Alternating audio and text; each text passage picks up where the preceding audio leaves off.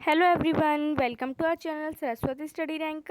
तो आज की वीडियो में हम क्लास 8 इंग्लिश हनीड्यू के chapter 6 this is Jody's fawn की लाइन बाय लाइन एक्सप्लेनेशन देखने वाले हैं। तो चलिए स्टार्ट करते हैं। और वीडियो में आगे बढ़ने से पहले अगर आप हमारे चैनल पर नए हैं तो प्लीज़ हमारे चैनल को सब्सक्राइब करें और उसके बगल में जो बेल आइकन है उसे भी ज़रूर प्रेस करें ताकि हमारे आने वाली वीडियोज़ की नोटिफिकेशन आपको सबसे पहले मिल पाए। सब्सक्राइब करना बिल्कुल फ्री है और आपके एक सब्सक्राइब करने से हमें बहुत ज़्यादा मोटिवेशन मिलता है, तो प्लीज़ सब्सक्राइब करें। और अगर आपको इस वीडियो से कुछ भी सीखने को मिलता है तो प्लीज़ इस वीडियो को लाइक करें और अपने फ्रेंड्स और फैमिली के साथ इसे ज़रूर शेयर करिएगा। कोई भी डाउट होता है तो आप मुझे कमेंट सेक्शन में पूछ सकते हैं। तो चलिए chapter 6 this is Jody's fawn की line by line explanation start करते हैं। तो पहले बिफोर यू रीड वाला पार्ट है उसे पढ़ लेते हैं। तो आपने अक्सर क्या होता है जब हमें छोटा सा कट लग जाता है या छोटा सा बर्न हो जाता है तो हम क्या करते हैं, डॉक्टर के पास जाने से अच्छा हम क्या करते हैं, हम घर में ही रखी चीज़ों से कुछ ना कुछ हमारा इलाज कर लेते हैं। तो क्या होता है, एक छोटा सा कट लग गया, एक छोटा सा बर्न हो गया तो क्या करते हैं, हम डॉक्टर के पास जाते हैं? नहीं, हम ऐसे ही घर पे पड़ी चीज़ों से इलाज कर लेते हैं। तो अगर हमारी नी पर एक कट लग जाता है तो हम क्या करते हैं, हल्दी का पेस्ट लगा लेते हैं या फिर यही करते हैं। फिर क्या होता है, अगर हमारी आम पर एक बर्न हो जाए तो क्या करते हैं, आइस रब करते हैं या फिर कोई ठंडी चीज़ लगाते हैं, कोलगेट लगाते हैं, क्रीम लगाते हैं। अगर एक मधुमक्खी काट लेती है तो क्या करते हैं, लोहा रब करते हैं, एक तो लोहा रब करते हैं और क्या करते हैं, सरसों का तेल भी लगाते हैं। तो इस स्टोरी में क्या होने वाला है, जो जोडीज़ के जो फादर है, जो जोडी का जो फादर है, दिस इज़ जोडीज़ फ़ोन में जो जोडी है वो एक बच्चा है। और फ़ोन किसे कहते हैं, जो फीमेल डियर का जो बच्चा होता है उसे फ़ोन कहते हैं। और डो किसे कहते हैं, डो होती है फीमेल डियर को डो कहते हैं। ठीक है। तो क्या होता है, जोडिस की जो फादर है उसे एक रेटल स्नेक काट लेता है। तो क्या रेटल स्नेक एक बहुत ज़्यादा पॉइजनस स्नेक होता है, तो वो जोडिस के फादर को काट लेता है। फिर क्या करते हैं, जो उसके फादर है वो एक जल्दी से एक डो को यानी कि एक फीमेल डियर को मार देते हैं और उसके हार्ट और उसके लीवर को यूज़ करते हैं ताकि वो जहर को बाहर निकाल सकें। जोडी है वो थोड़ा वंडर करता है, वो थोड़ा सोचता है कि अब उस छोटे से फ़ोन का क्या होगा, अब वो उसकी मदर के बिना कैसे रहेगा। तो फ़ोन कौन होता है, फ़ोन होता है डो का बच्चा। ठीक है। तो क्या होता है, जोडी है वो कोशिश करता है कि वो फ़ोन के बारे में ना सोचने की वो बहुत कोशिश करता है, लेकिन वो फिर भी उसके मन में जो दिल में एकदम दिमाग में बस गया था वो फ़ोन, तो इस वजह से उसके दिमाग में सिर्फ वही फ़ोन ही फ़ोन चल रहा था। उसके आर्म्स में, उसके ड्रीम्स में, हर कहीं जो फ़ोन है वो चल ही रहा था। तो क्या करता है, फिर वो अपने टेबल से चला खड़ा होके अपने फादर के बेड साइड पर जाता है। और जो पैनी है, पैनी कौन है, जोडी के फादर का नेम है पैनी। तो वो पैनी के यानी कि उसके फादर के बेड साइड पर जाता है। उनकी जो आंखें हैं वो ओपन थी और क्लियर थी। उनके जो प्यूपिल्स थे आइज़ के वो अभी भी डार्क थे और डायलेटेड यानी कि इन लार्ज थे, यानी कि बड़े हुए थे। उनके जो प्यूपिल्स हैं वो बड़े थे। ठीक है। और वो जोडी है वो रेस्ट कर रहा था, पैनी है वो रेस्ट कर रहे थे और उनकी जो आइज़ हैं वो ओपन और क्लियर थी। जोडी ने कहा, हाउ आर यू फीलिंग पा, आपको कैसा फील हो रहा है पा। फिर उसने कहा, अब मुझे ठीक लग रहा है, जस्ट फाइन। और मतलब कहा है कि जो डेथ है वो अभी और किसी के दरवाजे चली गई है। क्या तुम्हें नहीं लगता कि ये एकदम क्लोज शेव था, यानी कि नैरो एस्केप था, यानी कि तुम्हें नहीं लगता कि आज तो मैं मौत के मुंह से बाल बाल बच के ही आया हूँ। क्लोज शेव का मतलब होता है नैरो एस्केप, यानी कि बाल बाल बच के आया हूँ और वो जो मौत है वो किसी और के दरवाजे चली गई है। फिर उसने कहा, हाँ मैं मानता हूँ, आई अग्री। पैनी ने कहा, मुझे तुम पर प्राउड है, मुझे तुम पर गर्व है कि जिस तरह से तुमने शांत रहा, जिस तरह से तुमने अपनी इस सिचुएशन को हैंडल किया, जैसे ज़रूरत थी तुम उसी तरह से तुमने उस सिचुएशन को हैंडल किया। कि केप्ट योर हेड का मतलब होता है स्टेड काम इन अ डिफ़िकल्ट सिचुएशन, यानी कि इतनी मुश्किल सिचुएशन में भी तुम शांत रहे। आगे देखो पा। फिर पैनी ने कहा, हाँ बेटा। फिर पा, आपको याद है उस डोर फ़ोन के बारे में, आपको याद है। फिर उन्होंने कहा, पैनी ने कहा, हाँ, उन्हें मैं कभी नहीं भूल सकता। उस बेचारे डो ने मेरी लाइफ बचाई है, जो कि ज़रूरी भी था। पा ने कहा, Pa the fawn may be out there yet, यानी कि जब फ़ोन है वो अभी भी वहीं पर बाहर ही होगा। वो भूखा भी होगा और वो डरा भी हुआ होगा। वो कितना छोटा है, वो खुद खाना कैसे लाएगा। फिर उसके पा ने भी कहा, हाँ मुझे भी ऐसा ही लगता है। फिर उस जोड़ी ने कहा कि पा, अब मैं बिग बॉय हो गया हूँ, अब मैं बड़ा हो गया हूँ और मुझे अब दूध पीने की ज़रूरत नहीं है। क्यों ना मैं जाऊँ और मैं देखूँ कि अगर वो मुझे फ़ोन मिल जाता है तो मैं उसे यहाँ पर ले आऊँ और उसका ख्याल रखूँ, यानी कि उसे खिलाऊँ। फिर पेनी है, वो शांत लेटे हुए थे। ऊपर सीलिंग की तरफ वो देख रहे थे, स्टेयरिंग कर रहे थे सीलिंग की तरफ। और उन्होंने कहा कि तुमने boy you have got me hemmed in, यानी कि तुमने मुझे एक ऐसी सिचुएशन में डाल दिया है जिस सिचुएशन में अब मैं तुम्हें ना भी नहीं कह सकता। इसमें हैम्ड इन का मतलब होता है caught in a situation where no one can't say no, यानी कि जहाँ कोई ना कह सके। फिर वो जोडी कहता है कि उसे खिलाने के लिए ज़्यादा नहीं लगेगा, मतलब वो जल्द ही वो पत्तियां भी खाने लगेगा और वो कॉर्न्स यानी कि ब्राउन नट्स भी खाना स्टार्ट कर देगा, तो हमें उसे खाने के लिए ज़्यादा कुछ देना भी नहीं पड़ेगा। फिर जो उसके फादर हैं वो कहते हैं कि तुम अपनी उम्र से ज़्यादा स्मार्ट हो, ठीक है, तुम अपनी माँ के पास जाओ और कहो, नहीं सॉरी, ये क्या है कि we took it mother and it wasn't to blame, यानी कि हमने उसकी माँ को लिया है और उसमें उसका थोड़ी ना कोई कसूर है। श्योरली अगर ये बहुत ही अनग्रेटफुल होगा, बिल्कुल भी अच्छा नहीं होगा अगर हम उसे भूखा ही छोड़ दें। सन, मैं तुम्हें ना नहीं कह सकता। मैं अगर आज मतलब मैंने कभी नहीं सोचा था कि मैं अगला दिन कभी भी देख पाऊँगा। मुझे तो लगा था कि अब मैं मर जाऊँगा। आगे देखो। फिर उसने कहा जॉर्डी ने कि मैं मिल व्हील के साथ चला जाऊंगा और उसे ढूंढूंगा। और फिर वो फादर कहते हैं कि ठीक है, जाओ और अपनी माँ को बता दो कि मैंने कहा है कि तुम जा सकते हो। वो क्या करता है, वो छुपके सी साइड में से शांत से वो टेबल के पास चला जाता है वापस और वहाँ पर टेबल पर बैठ जाता है।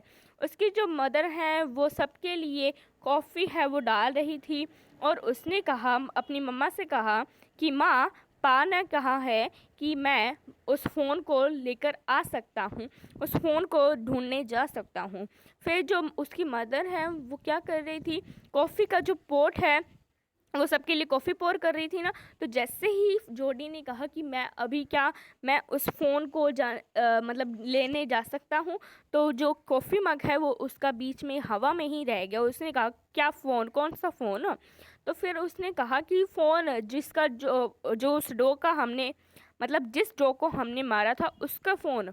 हमने क्या किया था, हमने डो के लीवर को यूज़ किया था ताकि हम उस पॉइज़न को बाहर निकाल सकें और पाक को बचा सकें।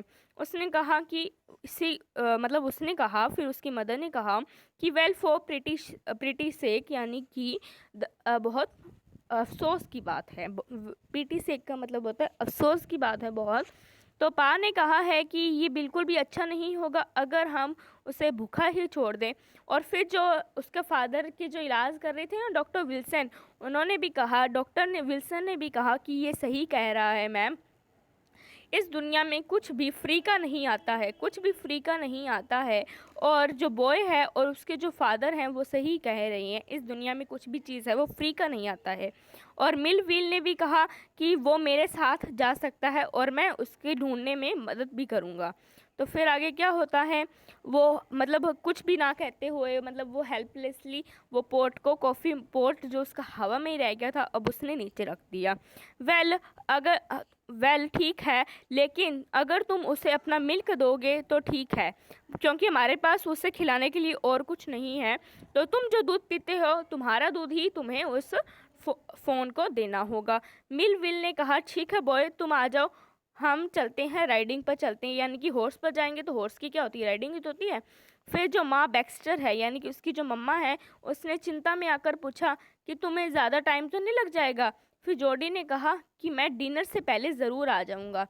तो उसकी माँ है वो उसकी मम्मा है वो थोड़ी टेंशन में भी आ गई थी। तो उसने पूछा कि तुम कब तक आ जाओगे? तो उसने कहा कि मैं डिनर से पहले आ जाऊँगा। ठीक है। जो मिल व्हील है उसने हॉर्स को माउंटेड यानी कि तैयार किया, उससे मतलब तैयार किया, उसे थोड़ा हिलाया और फिर उसे राइडिंग वो खुद बैठ गया और फिर क्या किया उसने जोडी को भी अपने पीछे बिठा लिया। उसने जो जोडी ने मिल व्हील से कहा, आपको क्या लगता है कि जो फ़ोन है वो अभी भी वहाँ पर होगा? क्या तुम मेरी मदद करोगे? मिल व्हील से जोडी कहता है कि क्या आप मेरी मदद करोगे उसे ढूंढने में? फिर आगे देखो, हम उसे ढूंढेंगे, अगर वो जिंदा होगा तो हम उसे ज़रूर ढूंढ लेंगे, लेकिन तुम्हें कैसे पता कि वो एक यानी कि वो एक मेल है, तुम्हें कैसे पता? तो फिर वो कहता है कि जो जॉडी है वो कहता है कि जो उसके स्पॉट्स है ना, उसके जो शरीर पे जो स्पॉट्स है ना वो एक लाइन में है, वो एक लाइन में एकदम स्पॉट्स होते हैं ना। तो वो कौन सा होता है? मेल डियर होता है। इन्हें कैसे पहचाना जाता है मेल और फीमेल को? अगर स्पॉट्स हैं वो एकदम लाइन में होते हैं तो वो होता है मेल। ठीक है। और अगर जो स्पॉट्स हैं वो ऐसे ही होते हैं, कहीं भी होते हैं, पूरी बॉडी में बिना किसी ऑर्डर के होते हैं, तो वो होता है फीमेल। यानी कि लाइन में हो तो वो होता है मेल, और अगर इधर उधर हो तो वो होती है फीमेल। ठीक है। तो अगर क्योंकि उसकी जो लाइंस, जो उसके स्पॉट्स हैं वो लाइन में थे, इसलिए वो एक मेल था। ठीक है। और ऑन अ डो फोन यानी कि एक फीमेल फोन होता है, वो पा कहती हैं कि जो स्पॉट्स हैं वो आर एवरी विच वे, यानी कि हर डायरेक्शन में, अलग अलग इन डिफरेंट डायरेक्शंस में वो होते हैं। अब देखते हैं हम इसका सेकंड पार्ट देखते हैं स्टोरी का। जो जॉडी है वो मतलब फ़ोन के बारे में सोचता है और वो क्या करते हैं, छोड़ी हुई क्लियरिंग को भी पार कर लेते हैं। और फिर वो मिल व्हील को रास्ता बताते हैं, क्योंकि जॉडी को पता था ना कि कहाँ था, कल क्या हुआ था। तो वो कहता है कि नॉर्थ की तरफ चलो, cut to the north. Mill wheel यहीं था, वो मतलब पा को यहीं पर से स्नेक ने काटा था और हमने डॉग को मारा था, और मैंने उस फ़ोन को भी वहीं पर देखा था, तो चलो नॉर्थ की तरफ चलो। सडनली जो जॉडी है वो तैयार नहीं था, अनव्हील था, यानी कि वो तैयार नहीं था कि वो मिल व्हील को भी अपने साथ लेकर चले।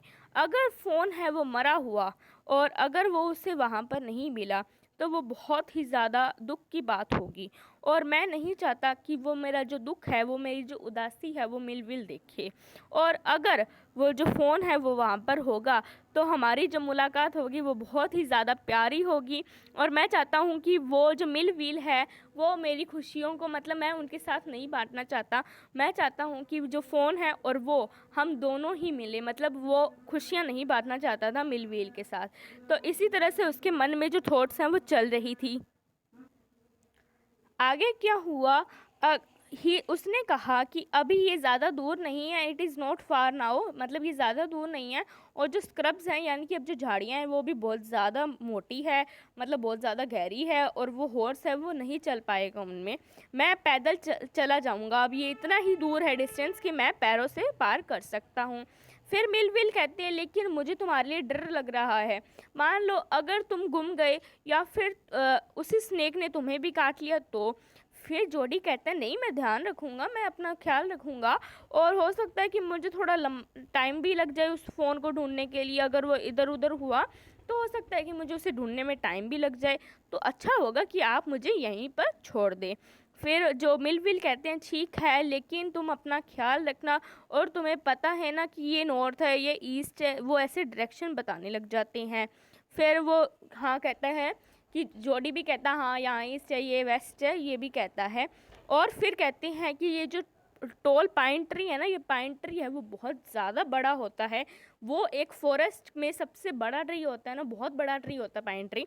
तो वो एक मेक्स अ बियरिंग, यानी कि वो एक कंपस की तरह एक्ट करता है, और वो हमें डायरेक्शन बताने में यूज़ किया जाता है। पाइन ट्री को acts as a compass and helps to identify directions. Okay. So जो पाइन ट्री है स्टूडेंट्स, वो बहुत बड़ा होता है, बहुत लॉन्ग होता है, और फिर जो मिल व्हील है वो चला जाता है।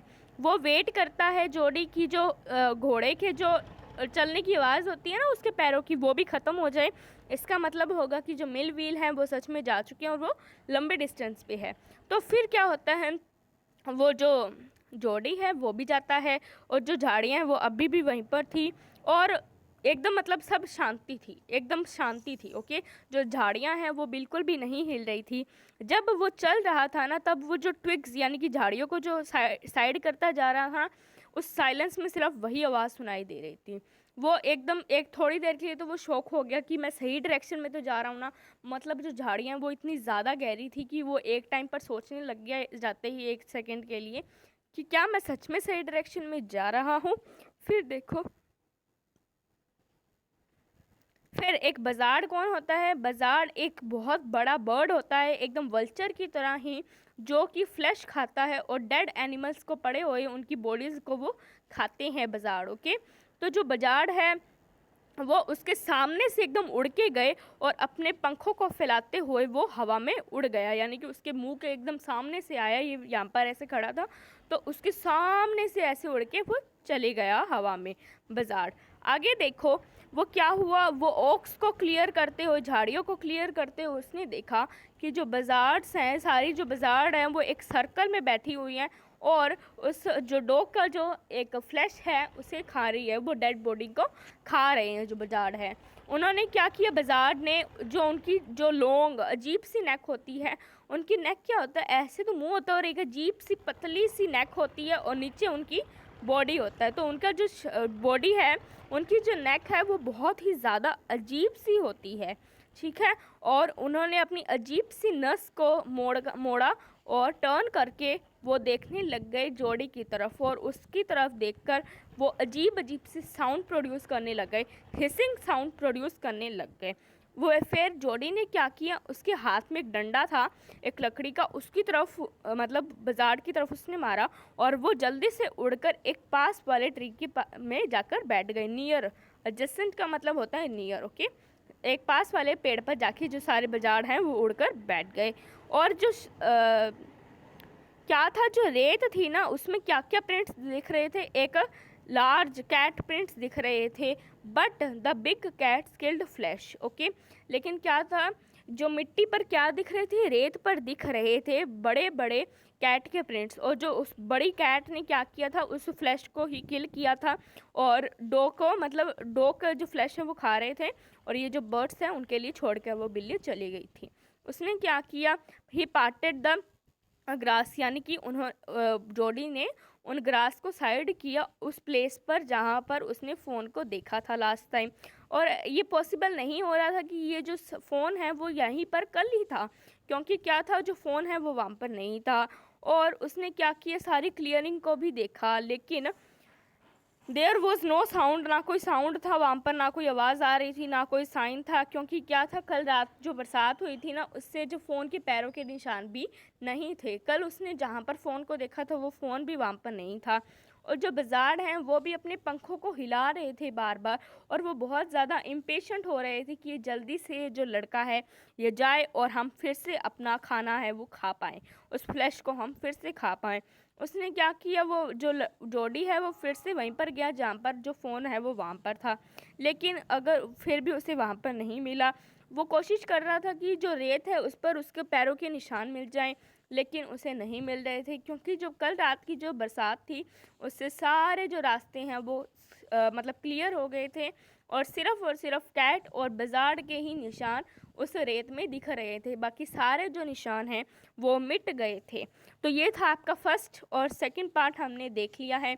बाकी जो थर्ड पार्ट है वो हम अगली वीडियो में देखेंगे कि जो जोडी है उसे फ़ोन मिलता है या नहीं मिलता है और क्या होता है, क्या वो खाना मतलब ले पाएगा या फिर क्या होता है। मतलब ये जो थर्ड पार्ट है वो हम नेक्स्ट वीडियो में देखने वाले हैं। तो आज की वीडियो के लिए तो बस इतना ही, और अगर आपको कोई भी डाउट होते तो आप मुझे कमेंट सेक्शन में पूछ सकते हो, और वीडियो पसंद आती है तो लाइक कर दिया करिए और शेयर भी कर दिया करिए और सब्सक्राइब भी कर दिया करिए, ठीक है।